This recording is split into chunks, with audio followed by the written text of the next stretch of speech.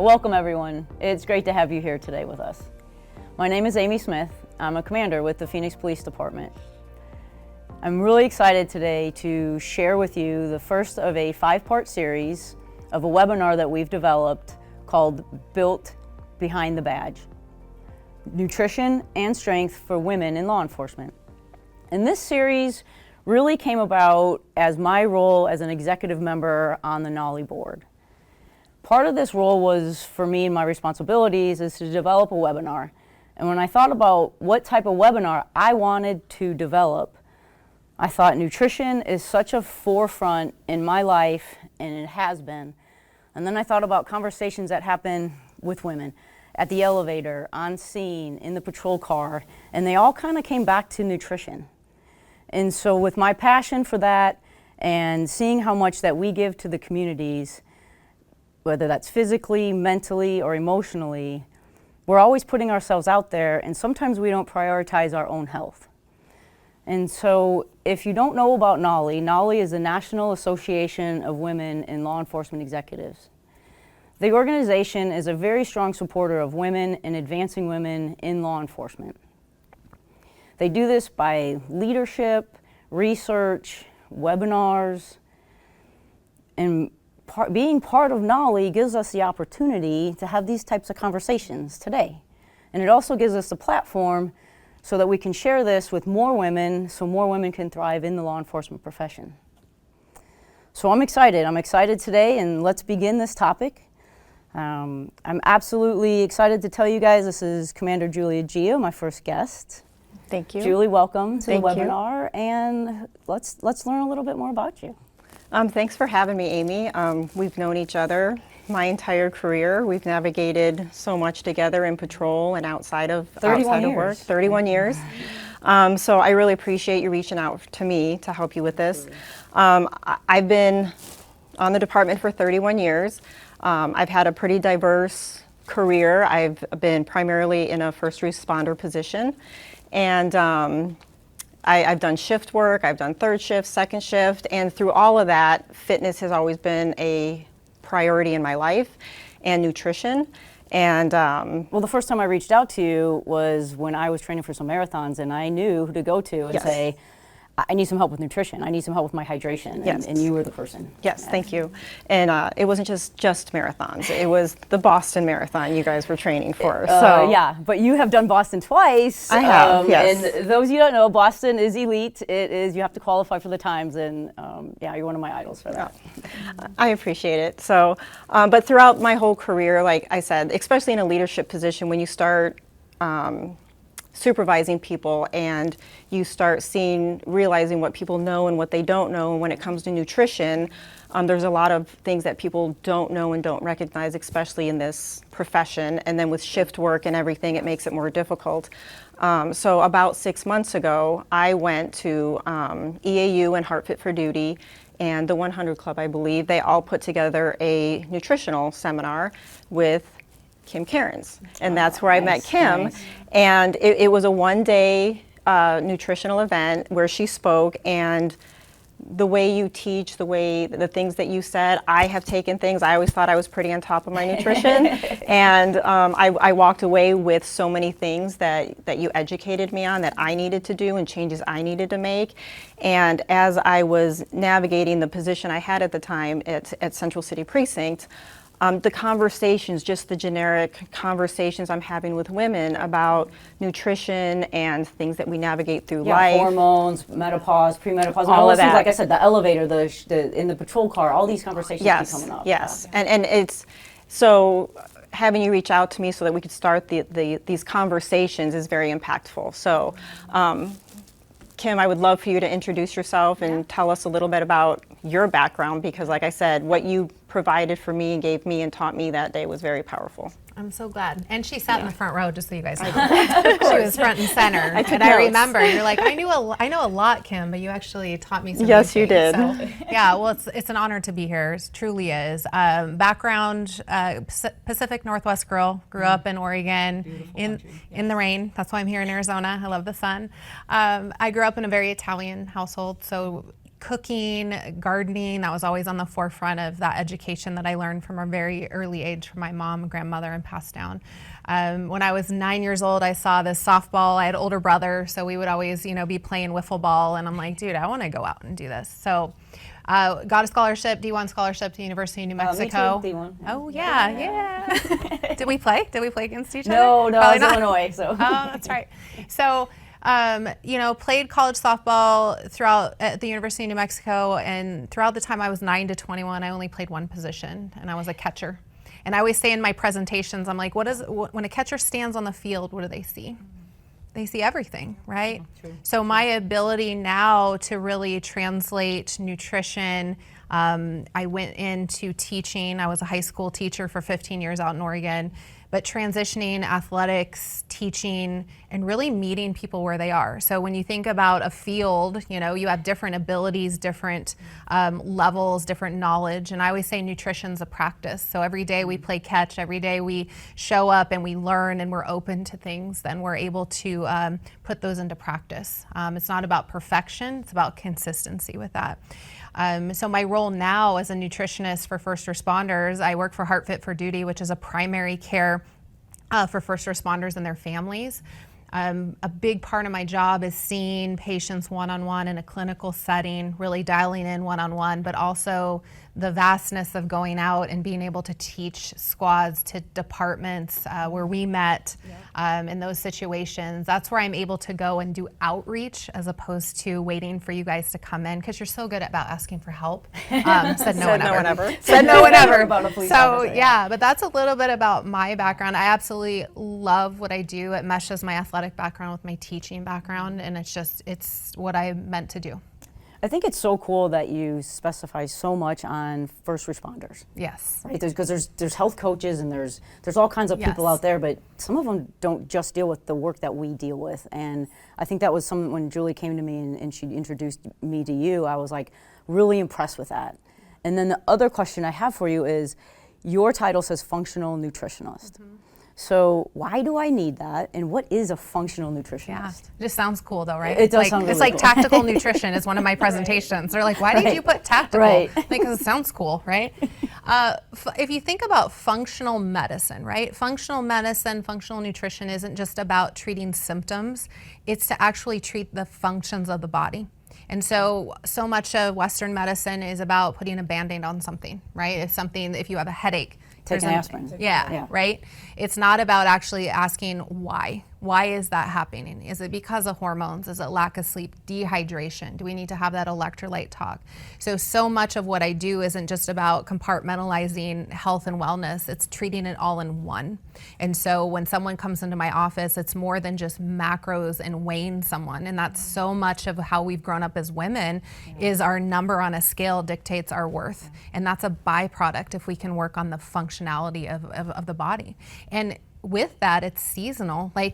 Where we were in our teens to after having babies to going through premenopause and all the seasons, we have to adjust and keep practicing and changing with it. So that's what functional nutrition is to me. It's all encompassing, more of a naturopathic lens than just calories in, calories out. And it's pretty impactful, because I know several people who have gone to you, and they've really revamped how they look at nutrition and how they're living their lives. And they're off a lot of the medications that they had been taking for so many years. And it was looking at the person as a whole, and not, like you said, not just one ailment. And looking at food as medicine, because truly that's what it is. Pull that up. Is that your yeah, question? it literally was my next thing to say is that's really your passion, is looking at the food as medicine to help. Yes, it's food as medicine, or medicine can be your food. It's truly how you look at it. And our bodies are exquisitely designed to heal if we allow it. And you think about the gut, and you think about some of these, how it's all interconnected. As soon as we show it the way, it responds. And so one of my favorite things is when I hear people get off medications, because that is deep metabolic work that they're doing, and that stuff they could be very proud of, Well, and one of the things that I took from your seminar is, because hydration, I had, I think it was 4 officers that got very dehydrated and got transported. And one of the things that you spoke about was starting your day with lemon water with Celtic salt. And I've done that religiously since then. I speak about it all the time. I tell everybody I run into. Religiously since I met with you guys. Yes. But can you tell me, like, because for me, that started a change in how I started my day and my breakfast, and even how I drank my coffee, because you have a certain way that you recommend that and what to eat for breakfast, but how that just gets us started a certain way throughout the day. But can you talk a little bit about the whys and behind that? Absolutely, and I'm so glad you guys are both doing that. That makes me happy. That makes me so happy. Well, if you think about any new skill or new habit, you have to start with the fundamentals of something. So if my ultimate goal is, say, to have more energy or to sleep better or lose weight, we can't just go to that goal. We have to go to fundamentals. And drinking water, I could say, you guys need to drink more water. You're like, cool, how do I do that? Or what's the why behind it? By adding in this priming electrolyte drink without throwing a bunch of sugar first thing in the morning, which we'll talk about here in a little bit, right? What happens when you throw that priming hydration drink, you're setting yourself up for not just in the moment, but at 2 p.m. or at 2 a.m., depending on the shift, right? The Celtic salt provides that nice electrolyte of the magnesium, sodium, potassium, the things that most of our diets are lacking. And just a pinch of it. Just a pinch, right. Yeah. You don't need, like, if it tastes like ocean water, just dial back, add more water, right? And it's my understanding that you recommend starting your day with this because as we sleep overnight, we get dehydrated. Yes. But it's not just the water we're losing, it's also those trace minerals. Correct. So, and the lemon provides that metabolic boost, makes your water taste better, vitamin C, together in a room temperature setting or warmed. It's actually one of the best things you can do for your lymphatic system, which is our liver. And your liver is like changing your oil on your car, right? Our cars still go, but not as efficiently. Right. So by setting yourself up with that, putting it out where you see it, right? Any new habit, you got to visually put it out. So it's next to the coffee pot or whatnot. That sets us up before caffeine, because caffeine is a diuretic, right? Hydrate before caffeine. Is that Hydrate before stimulants always, because we wake up when we need energy, right? We feel that maybe our kids were up all night, or we had a longer shift, or whatever it is. We try to interject energy, and we forget about a fundamental of water, salt, and lemon can provide that energy. Then we roll into that coffee. And then we can make the cup of coffee good too. No, and it's been great because, like, we're runners, you know, we all work out, we all train. So we live in Arizona. And we live in Arizona. So for me, like, for the first thing in the morning to get up, I've actually even started drinking that before my runs and just give it 20 minutes, let it settle in, and then head out for my run. But one of the things you talked about too, because when I've done some triathlons, so when I get up in the morning, depending what my workout is, depends what I eat. So sometimes I eat, sometimes I don't. And when I do bike rides, I eat stuff that has a lot of ingredients in me, and it kind of stressed me out because I remember you in class saying that. So what are we supposed to eat in the morning? No, she has great advice on this, and it totally makes sense. Yeah. So, well, there's twofold there. I think we think we got to get protein, carbs, whatnot. I think it's not about less food; it's less ingredient food. When we focus on, say, the egg versus the Cliff Bar, right? One has a lot of ingredients, super inflammatory, sweet to the taste. One ingredient foods are amazing for our bodies. The other component is, I think inherently as women, we want to fast. We want to not eat because that equates to being skinny or healthy, right? Looking better in our uniform. Looking better in your uniform, being able, all those things. We equate that back to the number on the scale. When in fact, fasting can be beneficial. If you're going straight into a morning workout, you could. If you find yourself lacking energy, sometimes a little simple carbohydrate, even as simple as like an applesauce pouch, can give you that little bump for your run or your workout. But ideally, not fasting in the morning, but really nourishing our bodies when our hormones are at their peak of needing that. If that food is medicine. Which is in the morning. Which is in that morning. Our adenosine's clearing out, our cortisol's waking us up. If we stress our body out by undernourishing, we might see that reflection on the scale initially, but then it starts affecting those thyroid and it starts affecting the inflammation. So I like more of a reverse fast for women where we're cutting off maybe at 5 o'clock if we are going to fast, and then getting that nourishment first thing. So cutting your food off at the end of your day Yes. versus the beginning of your day. Yes, because then we're not eating right up until bedtime, now our body can recover. That's when our hormones are made, as opposed to heating it up, digesting. That can be problematic to our sleep. So, yeah. And one of the things that I took away as well was like not eating the processed foods in the morning, because it's so easy to go grab a bar and grab something like that. And it made a lot of sense when you talked about like have some scrambled eggs with like some avocado, because you're not starting your day out with sugars. And one thing that was impactful that you said was when you start your day out with a cup of coffee with a ton of cream in it, you're starting your day out with an addiction, having your body addicted to sugar already. And so you talk about having a cup of coffee with collagen in it. I still do put a little splash of does the collagen creamer. do? Yeah, yeah. Well, there's two kind of parts there. You guys ever seen the movie Gremlins? You know, back in the 80s. Back in the 80s, okay. Have aged, we're aging ourselves here.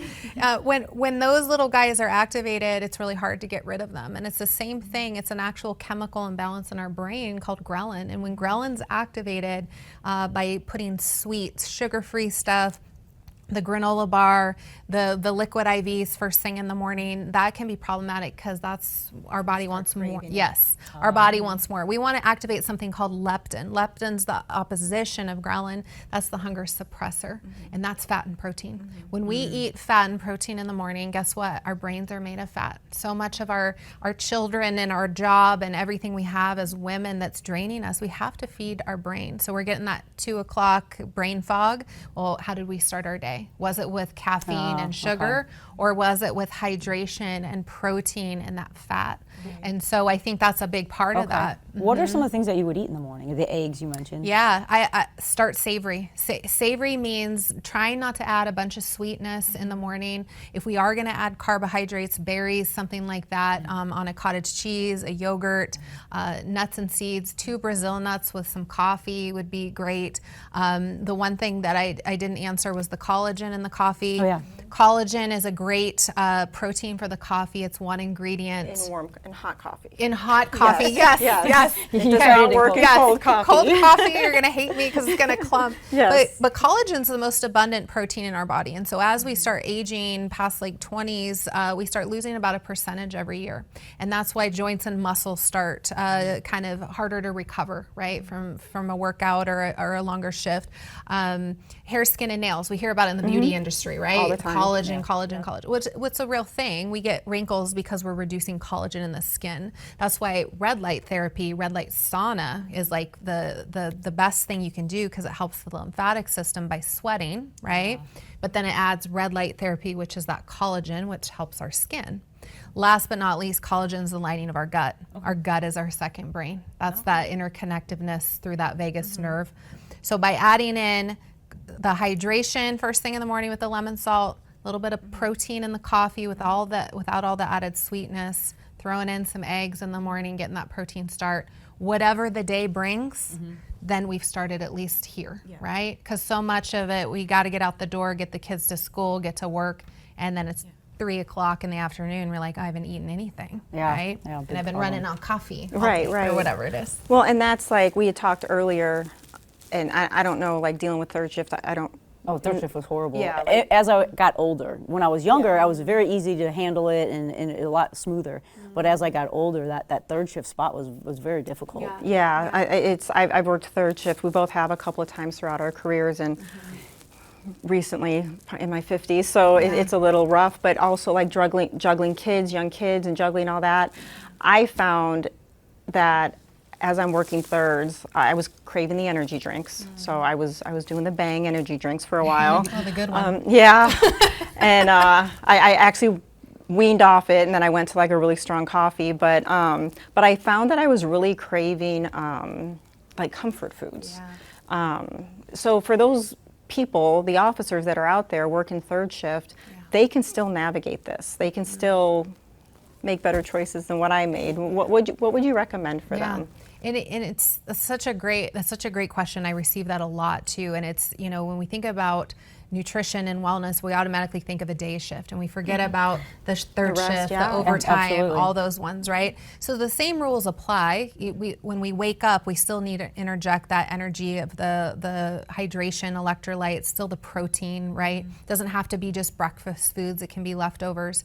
But one thing to note about our bodies is as the day goes on, whether you wake up at 6 a.m. or at noon or 6 p.m., as the day goes on, our dopamine gets lower and lower, right? At the beginning, we start our shift, we're like, okay, gung-ho, G.I. Joe, we feel good, and then we deal with people and traffic, and Phoenix's traffic, and all the things. And that's when we want comfort at night, right? So that's what we call that quick dopamine of ordering stuff on Amazon, of the sugar. So I think to really note why we crave that is we have to start in the beginning of the day. How did we start our day? Did we activate ghrelin? Did we activate it by under eating? Most of the time when we crave things, it's because we're lacking macronutrients, and very, very much with women, it's fat and proteins. We're afraid to eat fat because we're afraid to get fat. Right. It's totally opposite. When our body senses that fight or flight of undernourishment, you're actually going to gain more weight because you have that inflammation protecting you. And I do love the fact that you keep saying that we are undernourishing. I grew up as a track runner in high school, so it's weight and size was always drilled into us. And as I've gotten older, tracking my nutrients, tracking everything, and hiring coaches to help me, they're like, you're not eating enough. And so when you actually start realizing, like, hey, I need to make better choices, I need to eat more, and you don't get fat. You just lean out a little bit more. With those balanced choices. Yes, right? It's making the better choices. So you talk about putting clothes on your carbs. Oh yeah, I love that one. I love that. Like, so what does that? I want to put that on a challenge coin or a T-shirt, right? The lemon salt water, the put clothes. Put clothes on your carbs is kind of my one of my slogans. It's just this idea of I would say 90% of the people that I work with are pre-diabetic, and all that means is over the course of 3 months, we're seeing this roller coaster of up and down of blood sugars. And blood sugars is tied to so many functions of the body. So I spend a great deal of time talking about hydration and blood sugars. Putting clothes on your carbs is as simple as, we have carbs, fats, and proteins. We can't have naked carbs. You put clothes on your carbs. Okay. You got to clothe them up, right? People remember that when I say it, of fat and protein to keep stabilized blood sugar. Okay. So you take that same apple that you want to grab mid-shift, or that bag of chips that you're running in the gas station to grab because you just have had a day, right? You got to throw that meat stick, hard-boiled egg, handful of nuts, something with it that balances blood sugar. Because carbs give us energy. A lot of times that fiber component, fat and protein satiate us, keep us fuller. So you can eat those by themselves, fat and protein. Carbs, you need more carbs on more active days, right? So that's and they spike you, right? Like when you're training for the marathon, Yes. right? Like you're at mile 20, you're downing those carbs to spike, but when you're done. And that's the caveat. If you're going to be burning through them, that's great. It's different, right? It's different. If you're going to be watching a show with the kids, or you're just having more of a relaxed, chill day, you need less carbs on those days. And if you think about, you guys as marathon runners, what do you do the night before a big You run? carb load, and I add chicken. Yeah, so I'm a chicken. I do the same thing. Some chicken breast and some protein, carbs. and some carbs, So that's the same idea of when you're on shift, is you're pulling from the night before, right? So sometimes that nice complex carb before bed can help us also with sleep, but we're pulling that for our next morning. We don't need a giant bowl of cereal, right? If you are, then just put some protein with it. But that's the same idea, is you think about how are you setting yourself up that night before to really spill into that the next day. And I think that's what was so important to me, to have these conversations, because it's not just the elite athlete. It's not when I'm just training for that marathon. Right. You're talking about every day. Think about the food that's going into your body. Yes. And But if you think about an elite athlete, these are fundamentals that they're doing as well too. It's the same idea. You guys are tactical athletes. Absolutely. That's what you show up to do, and that's equipping your body physically but also mentally. And that's what food does, is it keeps us that balance throughout. It's almost a secret ingredient. Kinda. Yeah. You're cooking. What else do you have for us? If you had examples that some of the people that come in and see you, like, what are some of the things that 3 things that you could just do takeaways of, these are the things that you can take away from this webinar and say, these are what I'm going to change in my life? Yeah, I think not looking at the entire day so much of when we want to achieve a goal, we take it all on, right? Especially as women, we're like, I'm going to do it all. I'm going to do it all at once. And I really urge, you know, when I'm working with someone, and even when you listen to the seminar, it's breaking it down very simplistically, and sometimes that's the first part of our day, and we work on that. We work consistently on that.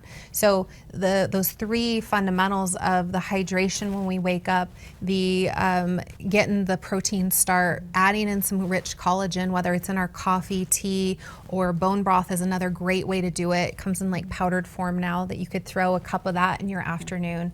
Does it matter beef or chicken bone broth or any? Yeah, I think it's just the quality of protein when we're doing proteins. There's so much on the market now, and that's another thing. So that fundamental of the first part of your day really sets it up, and then you get good at that, just like any habit that we build.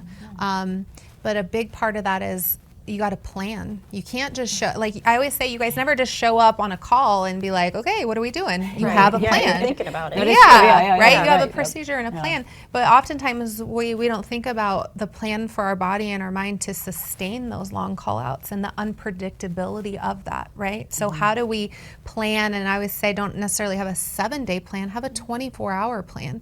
What are you doing before your head hits the pillow that's going to set you up for tomorrow? And a lot of times when I train, it's not about the perfect day.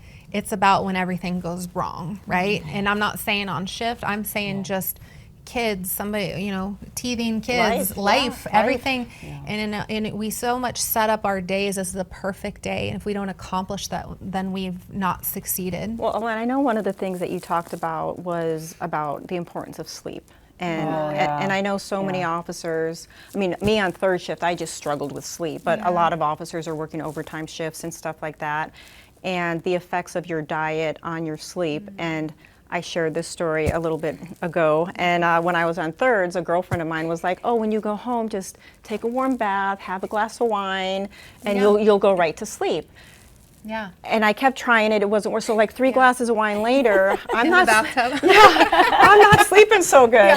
You know. And I was like, okay, I got to ditch that. I gotta try something else. But so what happens? Yeah. Like what would you recommend to help with the people working the shift, and what would you recommend to help them sleep better? Because I know getting better sleep will then make them more productive when they actually wake up, and they're going to be more motivated to drink that water with lemon, you know, and start off better. Oh my gosh, yeah. Well, all these little things that we're talking about, think of your body as like a bank account, and every time you make a deposit throughout the day, it's helping you have that full bank account for sleep, because that's where our hormones are made. That's where our metabolic function, ghrelin, that hormone I was talking about, to want more sweet throughout the day, it increases with lack of sleep. Right, so that's why weight loss and sleep go hand in hand when it comes to our metabolic function. Drinking a glass of wine can take the edge off. It can make us feel good, and that's where we find that balance. Initially make us go to sleep? It makes us go to sleep, but it affects our REM sleep. So it's like having a computer that's in sleep mode, but it never fully shuts down. So you're going to get that disrupted sleep. And if we learned from earlier about putting clothes on your carbs, your wine is a carb, right? It's pure sugar. It's pure sugar, so you cannot have that by itself, or at least try not to. You got to pair it with something with it. So charcuterie board? A charcuterie board. That's a lot going on in there. Got a lot to take care of, but I think that's a good point. And if you do have alcohol, one of the suggestions is about an hour before you're going to go to sleep, shut down that alcohol. Yeah, because it's a blood vessel restrictor. It affects our blood sugar. That hypoglycemia, where we feel good, but then it tanks, especially if we've had that carb by itself, is going to plummet that, and that's what disrupts our sleep. So we really have to be mindful of that. how we're pairing that before bedtime. You know, alcohol, sugar, some of the most inflammatory things that we can do for our body. And if we're already in an inflamed state, that's just adding like a sandpaper to that wound. And it's you know, we can buy the most expensive supplements out on the market, and there's a lot. That's a whole nother show that we could talk about, right? But we could, and it's like equates to having a landscape in our backyard and our grass isn't growing. We throw all this fertilizer on it and wonder why it's not growing. We got to look at underneath. We got to look at that. So if you like the drink once in a while it's great. Right. Like it's never an off, like never ever, because that's where we find that balance. But we got to protect that sleep, because that's the most crucial time for our bodies. You mentioned inflammation. I feel as I'm into my 50s, inflammation is just overtaken. Every conversation I have with a doctor or a nutritionist is inflammation. Can you talk a little bit about inflammation in a woman's body and what we're going through in different stages? Yeah, and there's so many inflammatory autoimmune responses that we're hearing, the Hashimoto's, the endometriosis, the PCOS, all those things that people come into our office, and I think the best thing to think about is how do we get some balance in a very dysregulated shift work, busy schedule, and what's in our control, and how can we throw that kind of back on it, because it feels like it's our fault that there's inflammation, right? It feels like it's our fault that we're, you know, trying to juggle, and we're supposed to just be able to do it all. But I think it comes back down to those fundamentals. Inflammation is a response of our body protecting itself, right? If I were to have a cut on my arm, it gets inflamed to help heal it. But when our body is in a constant state of inflammation, where we see a lot of thyroid issues, the Hashimoto's, whatnot, that's where we have to look at it and kind of scope out and look at a bigger picture of what's causing it. So inflammation, nutrition, it comes back to it, right? So the alcohol, the sugars, and lots of ingredient packaged foods. We need to have less ingredient foods. And it doesn't mean we have to spend thousands of dollars on groceries. It means eggs over the granola bar, right? The one ingredient versus the quick hit. So many of those quick proteins too. That's another topic we could talk about. We see the word protein and we think, oh, that's healthy, but we got to look at those ingredients. 20 ingredients in there. Yeah. So yeah. So let's set ourselves up for that. A lot of the things that I also develop are some materials too. I have an out to eat guide, different things that we'll put up there, and then we also have another packet that we're going to put up on a link for them. Yes, we have. You put together a Built for the Badge Fuel the Mission, and it's got amazing information in it, and we're going to have a link to that. Awesome. Yes. Awesome. Absolutely. Yeah. So that perfect day is, I think one time you told me something about a 400 batting average, right? And if I go back to that analogy, you know, softball players, right? If I told you I hit 4 out of 10 pitches, that puts my batting average at what? 400. 400. Yeah, is that a good ball player? player? Pretty darn good, yeah. Yeah. But if I told you I ate well 4 out of 10 days, we assume, right? What happened on the other 6? Yeah, right. But that's that balance. That's that balance of that consistency, not perfection. So I think that's my biggest urge: is start small, start somewhere, and know that you're not going to be perfect at it. Nutrition and wellness is a practice, right? We practice it every day, and some days are awesome. Some days not so much, but stay in momentum, okay? Stay in momentum is the biggest takeaway too. Well, and I think so many times people will start their day off really well, and then as they go throughout their day, they might have a small mishap, and then they just quit the rest of the day, and they have to, it's okay, but get back on track.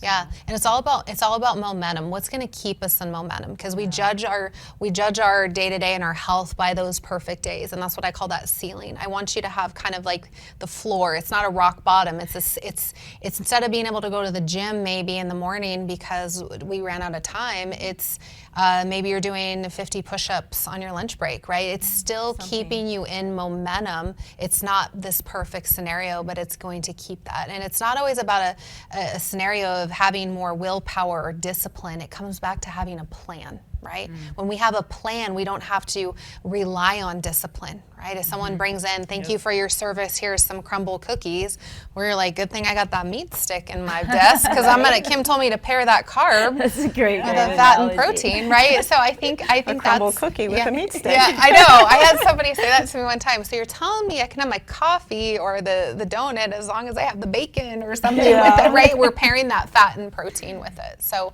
I think that's that idea is we got to find that balance. We got to take that pressure off ourselves to be perfect. Yeah. Yeah. You know, and you talked about strength a little bit, and that is actually what our second episode is going to be about. A 5-part series, and interesting enough, we sat down together to talk about this one webinar. Yeah. And it spun into, my gosh, there's so many topics out there that we're going to have to go into 5. And so that's how we leveled on the 5.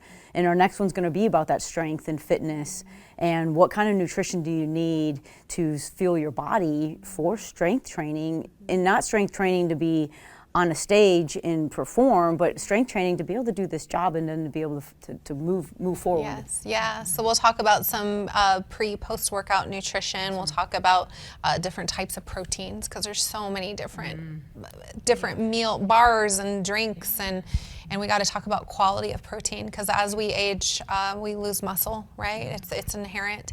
So it's how do we keep continuing to provide our body that medicine that it needs throughout to sustain and be able to retire and Be healthy. Be healthy. And be able to have that. And I love seeing people in my office, but I don't want to see you at once a month. I want to see you once a year for your checkup. Right. Like Yeah, truly, that's great. Yeah, truly. that's great. So yeah. Well, thank you guys so much. These conversations are so important, and I think it's really important that we have them and be able to put them on a webinar and share them with other people. I'd like to thank the 100 Club, because they were able to give us funding. Julie and I can talk about this all day long, but if we don't bring the experts in, we're not getting the best advice that's out there. So thank you very much, Yeah, Kim. you're Thank you very welcome. much, Julie. And Yeah, thank you. if you've enjoyed this webinar, please share it. Please look forward, because we're going to have another one coming out. So thank you, everybody. Yeah, thank you. Thank you. Thanks.